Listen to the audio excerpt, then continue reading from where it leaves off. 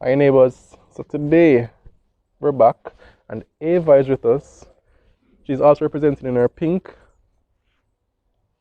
Say hi neighbors, say hi to anybody who is visiting for the first time and tell them subscribe and like and share the videos. Yay! And Eden just joined the party. Anyway, we have a video to shoot. So Tina is behind the camera. She's the director slash producer slash Interviewer.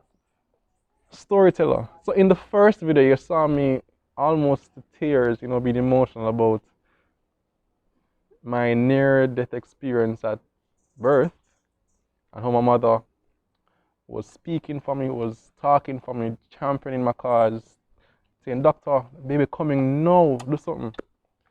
And then it evolved a couple decades later into me being one of her main supporters, fighting with her ringside, in there wiping her face against cancer.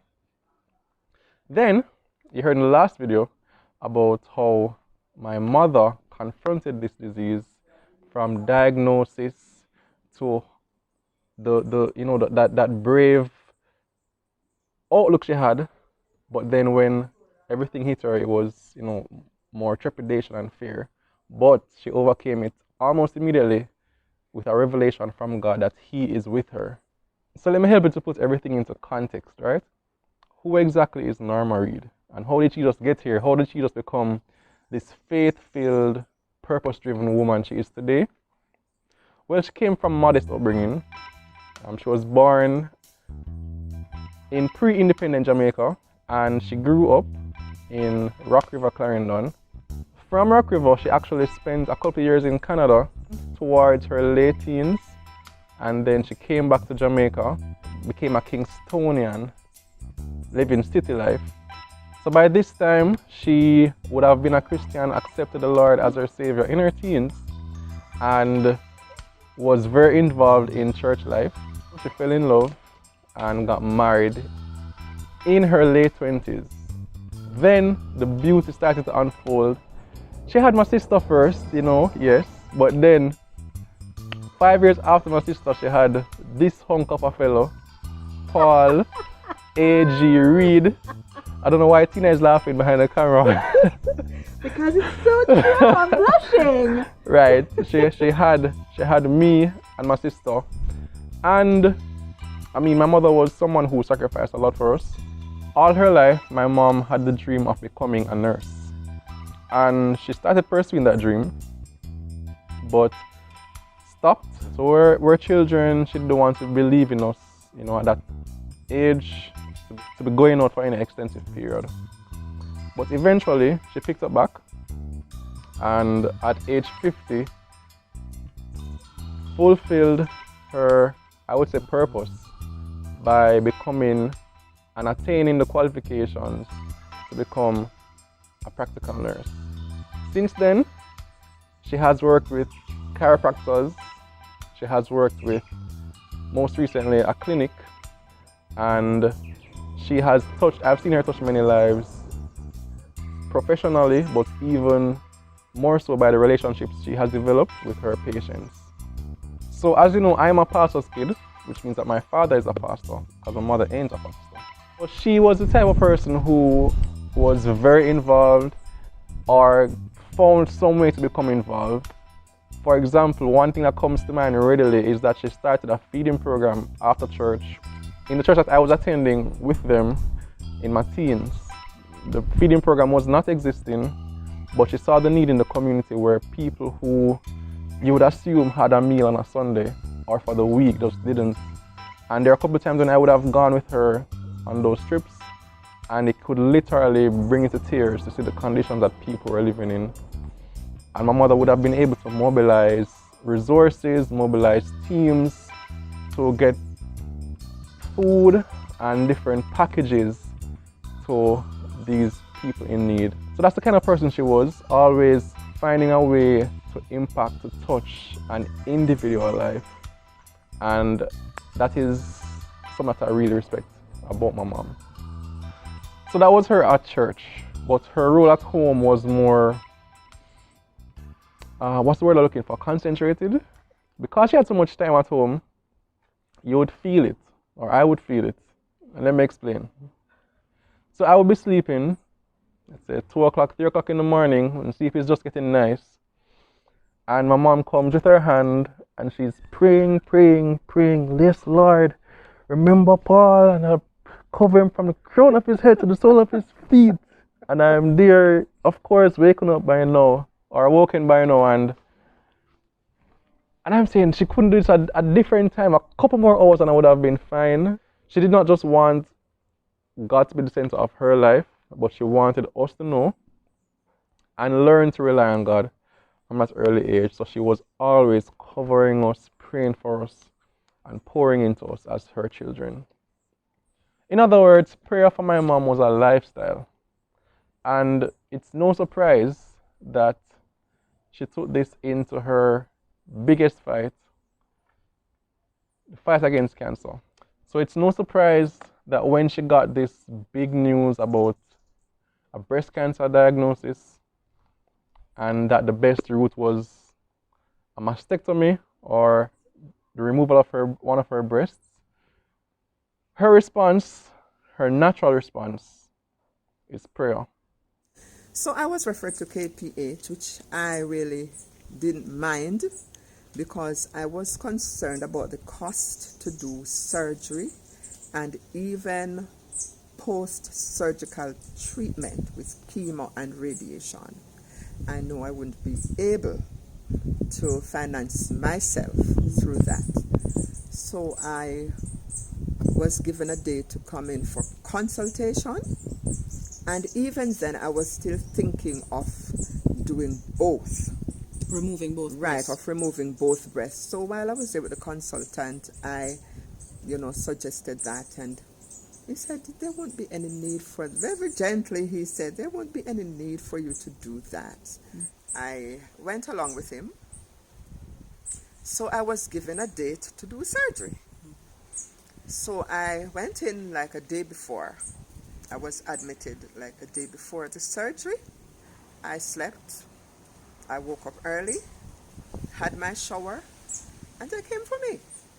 So even up to this point, I was feeling quite relaxed and, ready for surgery and prepared. So I was taken down. When I went down for the theater, we were placed on the outside. When I got there, I was on the stretcher. There were 2 other patients already there. Mm-hmm. There was this young lady to my right, and there was also this young man to her right. So I was lying there. We were quiet, and nobody was talking. I was still feeling, quite relaxed and ready, until the young man started shouting and crying and, I did surgery already and they must take me back, and he started saying a lot of things. And then it's like that was an attack for my confidence and everything. So it's like reality hit and said, you're really going to do surgery? Then it's like a voice said, but what if you don't wake up? And I started shuffling and moving about and, and I said, no, man. I started to shake my head to get this thought out of my mind. But it wouldn't go. Mm-hmm. So it's like at one point my body was literally shaking. Nerves. Yes. It's like my body was literally shaking. And I've been through surgeries before, but somehow it's like reality hit again, and I'm saying, oh man, this doesn't really feel like Norma. Was it fear? I think so. I was lying there and I said, no man, but I can't go into surgery like this. So I started repeating some scripture verses like Psalm 121, I will lift up mine eyes to the hills from whence my eyes. Say all of Psalm 121, all of Psalm 123. So I started singing my prayer choruses, and when I was through singing that one, I turned to the young lady beside me and I said, I know what is going through your mind. But do you have a prayer chorus you want me to sing with you? We could sing together. Any of you? The young lady went, I know a lot, but I So I said, all right, do you know Jesus loves me? This I know. She said, yes. I said, okay, you could sing along with me. The young man didn't really participate, but, he went calm, he was quiet, and, so she nervously sang. We did it together. Jesus loves me. This I know. When we were through singing, I turned to both of them and I said, I know what's going through your mind, but you don't have to be afraid. God is going to see us through. We are going to wake up. So just rest assured that God is with us. Surgery was very successful. And the first thing I did was check if it's there. And then I said, it's gone. And I said, all right. One was still here. I remember sitting up in bed and I tried to lift my hand. And I realized that my hand was going up. And I tried to push it a little further, and it went up. And you know what I did? I got out of bed.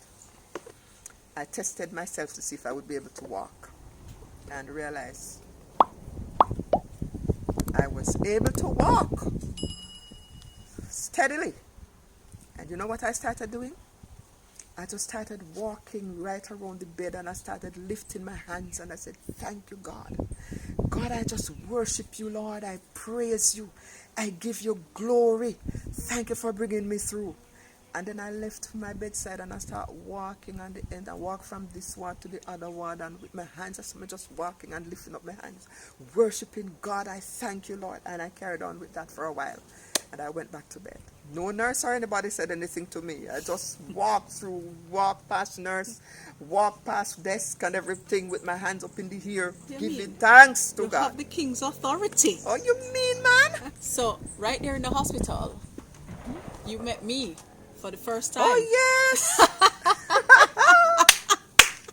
How did you feel seeing your son bringing this lady that you've only heard things about? So the following morning now I was there.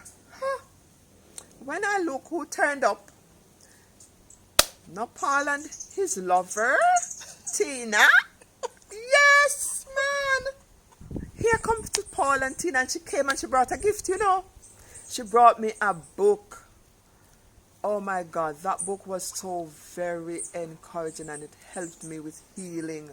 And, she was there supportive, and I was kind of, I said, well, she's not looking too bad at all. And it's like she's fitting in, because she was, whatever they brought for me, she was helping to give me my cup with my tea. And, but it was a few words that were, as I said, hi, it's a pleasure to meet you. All right, let's just get something straight. She wasn't my lover. I mean, we were dating. She was my fiancée. Lover sound very shaggy, bombastic kind of a way, and that's not what was going on there. So my mom and my fiancé met while my mom was recovering from surgery at the hospital. That is fine. But let me track back a little for you. At this time, remember, my mom was going through a separation after a 3-decade-long marriage, and it wasn't easy for her, for any of us, but I can imagine for her more so. It wasn't a walk in the park. It wasn't, just a simple, hey, let's just stop here. So emotionally, there are things that she's dealing with, and the cancer diagnosis would have only served to compound the difficulty she was facing emotionally, mentally, even spiritually, and how that would have affected her faith. And not to mention physically, because that stress can manifest in the physical. Paul was getting married to this nice looking lady, but my mom was initially not very for the union. She saw us as a mismatch, primarily because of our age difference. And again, if you're new to the channel, you may need to just quickly watch our How We Met video. I'll try to put up right here, which would show and reveal that we have a 12-year age gap, and my wife is senior. So, you're on your hospital bed, just did a mastectomy, working through your separation emotionally, and your son comes to introduce his fiancée, who you've been hearing about, but you disapprove of, and you're seeing for your son, your hunk of a son, potentially another failed marriage like yours. Give everybody a sense of what the headspace was like at around this time, right after surgery. Yes, it was a lot. I've moved away from the stress of the marriage and all of that, and then I am more at peace with myself. I'm now able to pay attention to myself. I would be able now to communicate with my children. So I looked at that first and I said, okay, so I will be able to fight on. Then I started thinking about going back to work. Everything started coming back to me. Then I started thinking about Paul in relationship, and is he ready for this? And you know, a lot of things started going through my mind. So Paul told you that he was going to get married. How did you receive that news during all of this?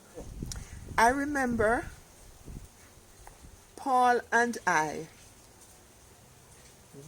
this was the first time we were like pulling apart. We were like pulling apart because I was saying to myself, is he really ready for this? Are you really prepared for what you're going into? And I started showing him reasons why he should not go along with his relationship and getting married. I pointed out this. I said, here it is. This is not how it goes. It's not going to work. What do you think? And I went as far as writing Paul a letter. I went as far as writing Paul a letter because you know what happened?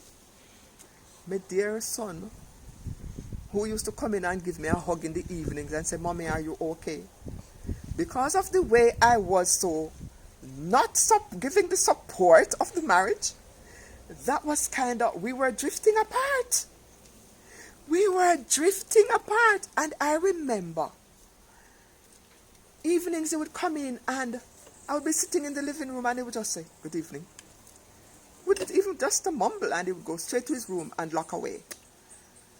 And I watched this happening for so many evenings and I said, no man, but this can't continue. Then I was praying, me pray and I fast about the wedding, because he's not ready for this. He wasn't ready. So I was fasting and praying and waiting to hear the Lord giving a sign or something. But instead of the Lord coming and bringing things together, Paul and I going apart. You know what I had to do? I had to get to myself and I said, I think I need to take a right about turn. And I remember one day I sat down and I said, God,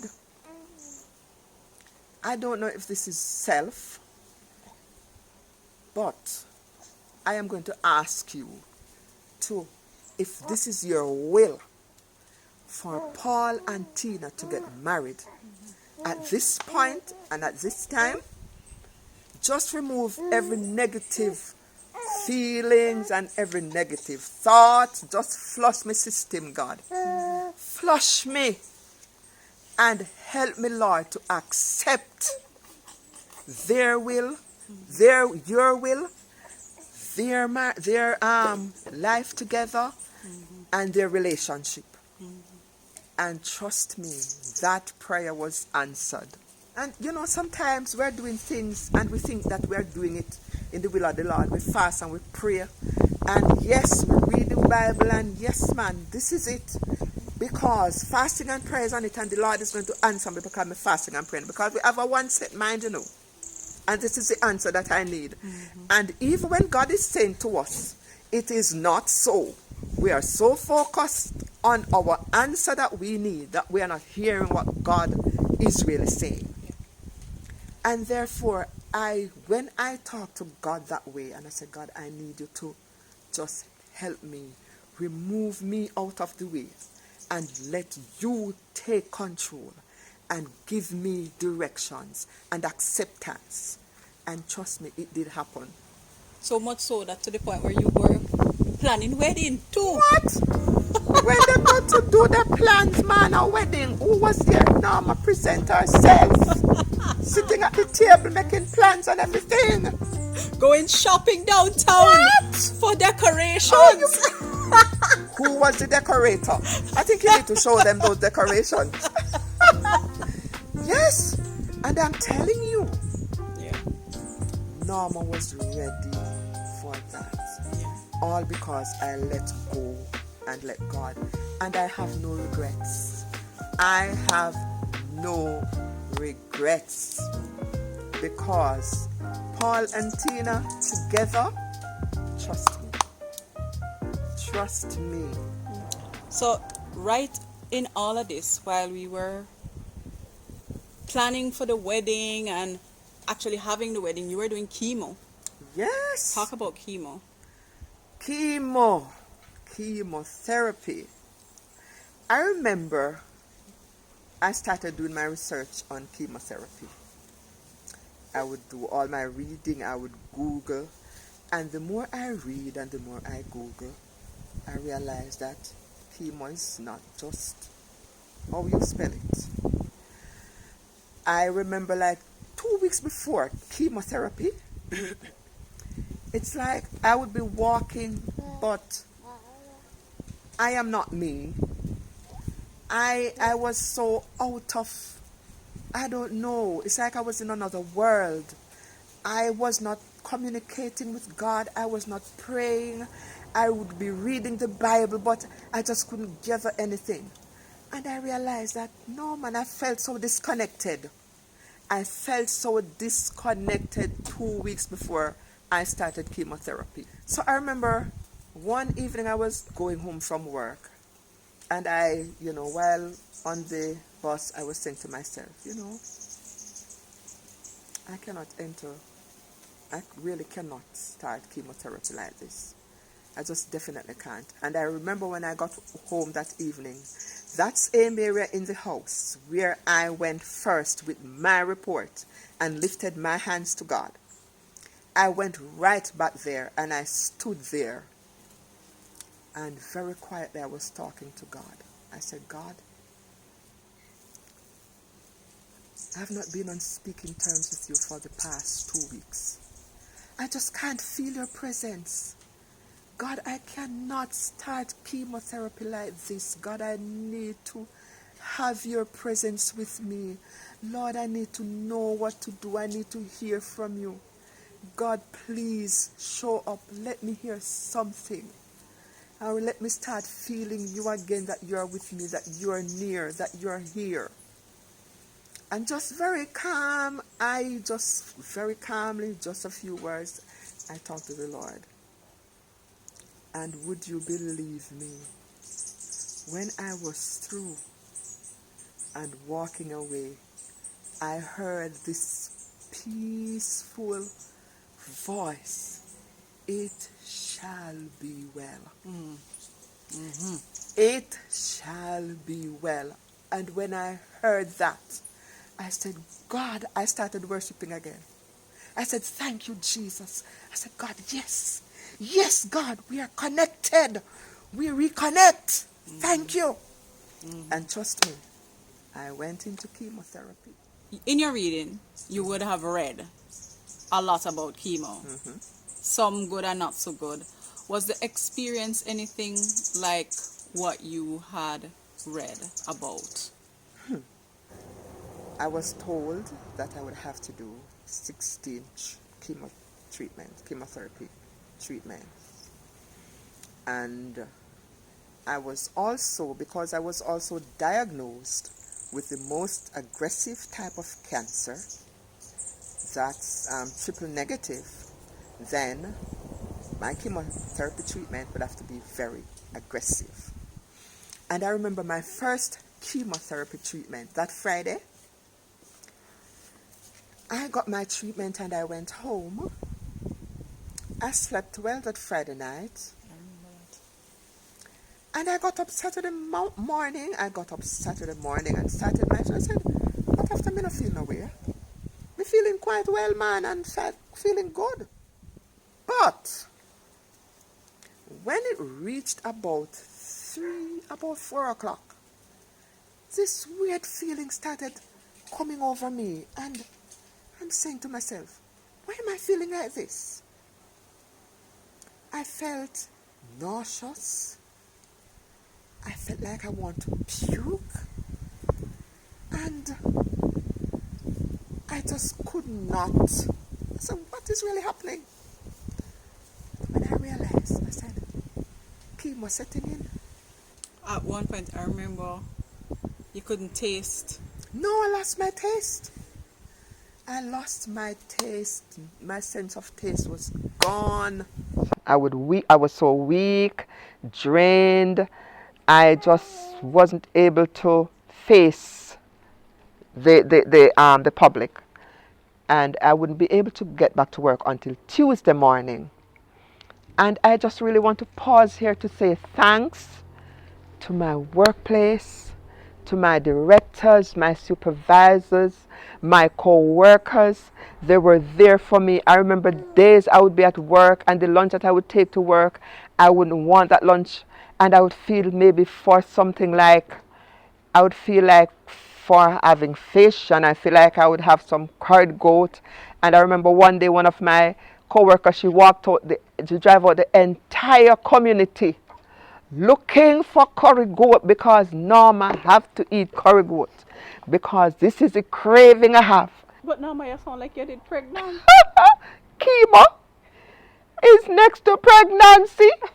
So I had the privilege, I would call it, to accompany my mom to many of her chemotherapy sessions, probably all of her chemotherapy sessions. And for me, it was probably more difficult for me than it was for her. And I would have seen my mother in her chemotherapy room with everybody else, being encouraging to people who were also in the same boat with her. She never stopped encouraging or being strong for somebody or making a lasting relationship, because some of those same doctors and nurses would have remembered her.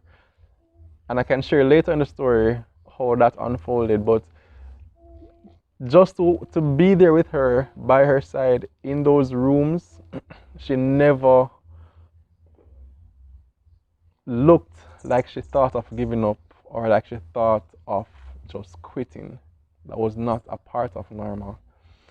And it was something to behold. I remember one day I decided to go by my mom to just surprise her, go by the house. But she had a bigger surprise for me. When I went through the door, I saw my mother, but I saw my mother without hair on her head.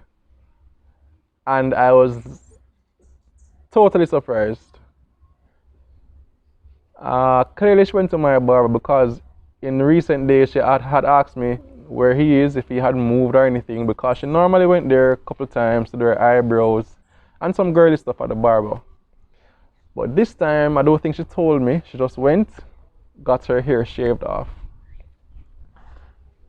And when I went over there, I decided, hey, mommy.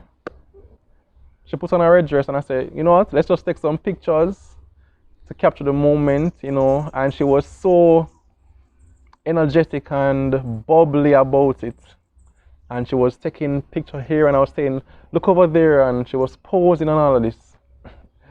And her attitude was so positive that it occurred to me that, yes, physically, she had shed her hair, but it was as if I could see some other shedding. I could see her attitude, her emotions, her resolve about life, the negativity, the stress, the difficulty, the bad days.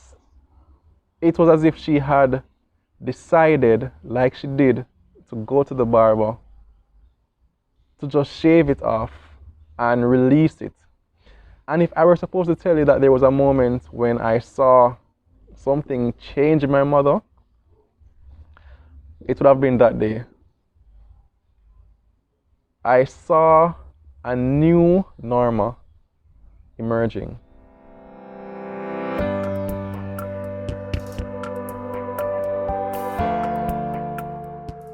I'm a volunteer with Cancer Society. During the month of October, I would be giving my talks to churches or wherever they would need me to go. I look forward to doing that. I really do look forward to doing that, encouraging women that you should do your breast self-examination. Don't be afraid to do that. If there's anyone listening and you've been diagnosed with cancer recently, I'll encourage you to work along with your doctor.